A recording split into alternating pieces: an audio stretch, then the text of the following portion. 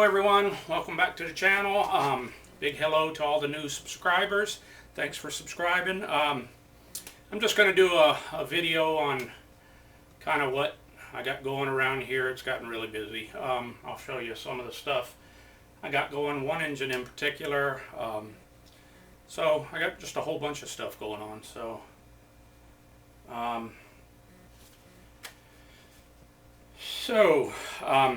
This little infrared heat gun,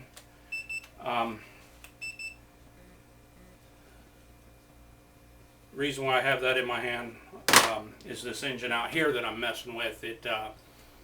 This is one that a fella, he ran it out of oil.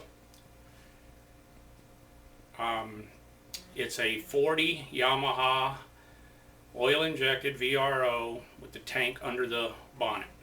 He ran it out of oil, and I just got some more information on this motor today from the actual owner. The person that did this did not own the motor. He was borrowing it. And the owner was out of town while he was borrowing it. So he ran it out of oil, out of the VRO tank under the bonnet.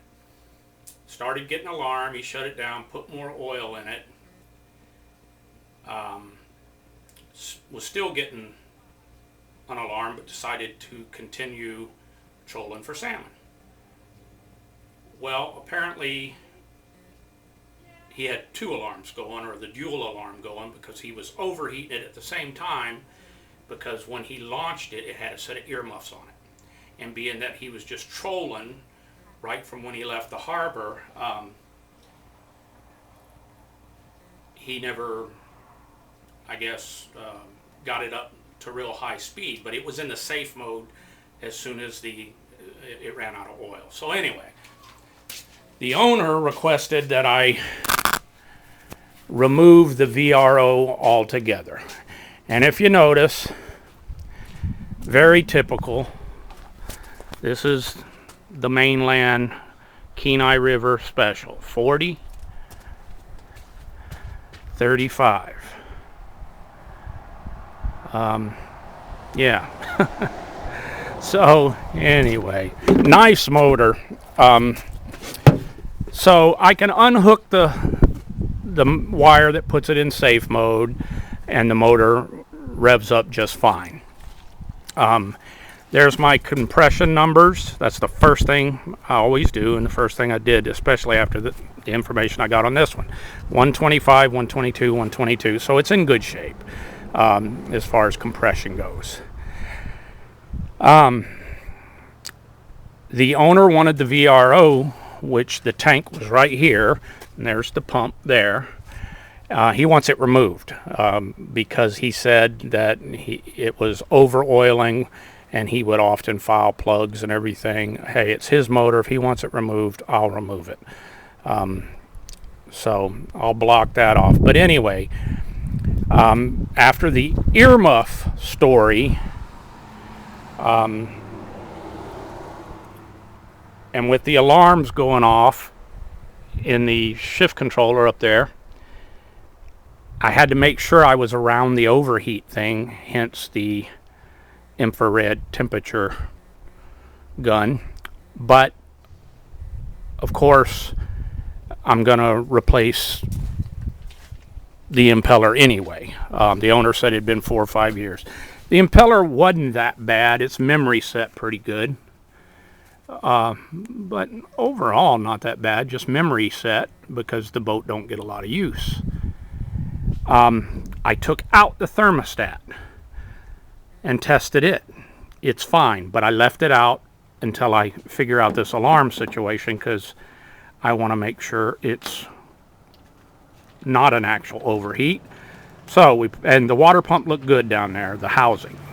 So that's the oil heat sensor, thermo sensor, and there's the temperature thermo sensor. I replaced them both. Why? Because I have a bunch of them. So it is definitely not an overheat problem at this point. But if I put back on the safe mode wire, it goes into safe mode. So I've got to overcome that. What else? So that's kind of where I'm at with this one. I changed out the impeller, took out the thermostat, switched out the 2 sensors, and I'm still getting the alarm at the console box. So if you got some ideas, throw them at me. I'll be looking on a couple websites and through the manual to see what I already looked at the manual pretty good, and it said that I should do the things that I've done. It said change out the thermostat, change out the impeller, change out the basically the cooling system, which I did. And it's funny because the alarm I get, it'll be the high pitch alarm, then it'll be the low pitch alarm, and then it'll be the high pitch alarm. So anyway, that's where I'm at with this one. So I got a little frustrated with it and decided I'll move on to one of the many other ones. All right, this guy, Yamaha 8. Interesting little motor. Tilt trim. No pull start. Electric start only. Issue with it is in the shift dog and all in the lower unit. And so I just happen to have, and I told this to the owner, another 8 horsepower that was sent down to Davy Jones for a swim, and the guy brought it to me and donated it to me 2 or 3 years ago. It's pretty much the same version of this except for pull start and no tilt. So I told the guy, I said, rather than open up your lower unit and mess with all that and the season be over, how about I just switch out lower units? And he was good with that. So that's what's going on with that one. This little guy, this is an Evinrude 8. Whenever I hook gas to it and squeegee the bulb, it comes shooting out of there.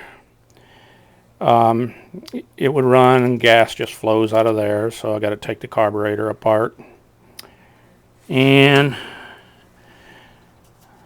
look at one of the other carbs and the manual and see if there was a lead ball in there or not. But it runs, it won't idle. Yeah, it was pee and water fine. Just carb problems. Got real good strong spark on it. So carburetor issues there. Alright, so what else we got? That 50 is ready to go for sale. There's the 25 that runs, but to me has a noisy crank bearing in it. I just need to get it out and run it and see if anything's going to happen. But I don't have a short transom skiff, so I got to borrow my friend George's or something.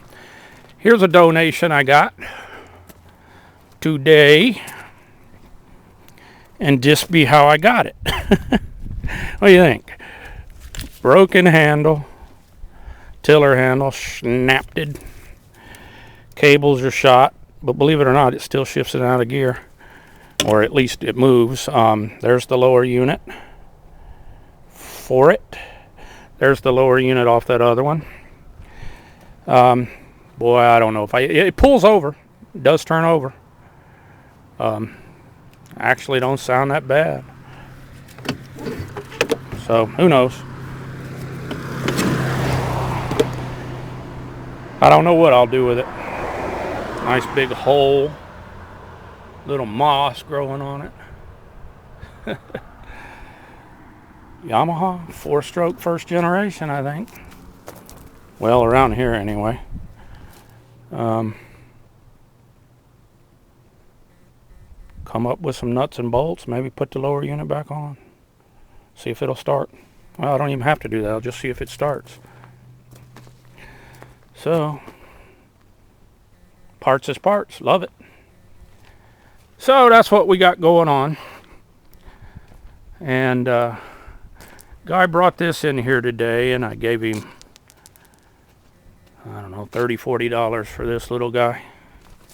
right here. He claims it runs good. We'll see.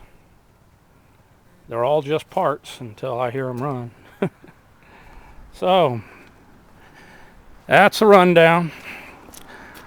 It's a bay runner. I like this boat. I like the nice sleek bow look. And nice deep V for a little aluminum. No pop rivets. I like it. A West Coaster welded boat. Trademark. And this motor, boy, I don't think it's been used a lot.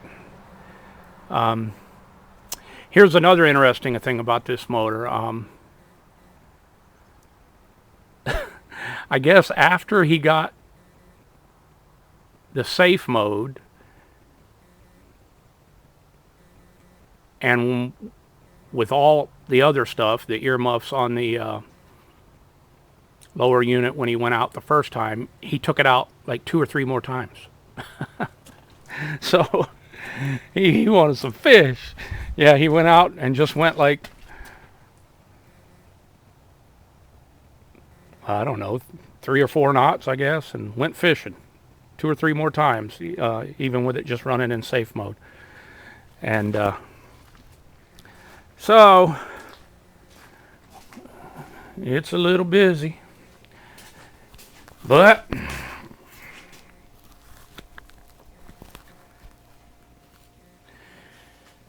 that's a rundown. But yeah, like I told you in my last video, the amount of engine abuse that goes on in my neck of the woods with these outboards, it's just enough to make you chuckle sometimes. Yeah, ran it out of oil, drove it around for who knows how long with earmuffs, running or smoking hot. And that's another thing, when I pulled that lower unit, the drive shaft was actually discolored from heat.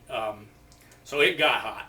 There's no question. Why it didn't do more damage and carnage to the impeller and water pump, I don't know, but that all looked fine with the exception of the memory set on the impeller. So, and I know now with the old thermo gun and a hose, remember I'm force feeding it, but I know it's not a overheat issue sitting right there. It's something else. It's to do with the VRO and all that. So I'll have to do a little reading and tinkering and figure that out. But that's what I got going on. Just a quick update video, but I wanted to show you this 3540 Kenai Special and give you that story. I thought it was kind of interesting. So thanks for watching.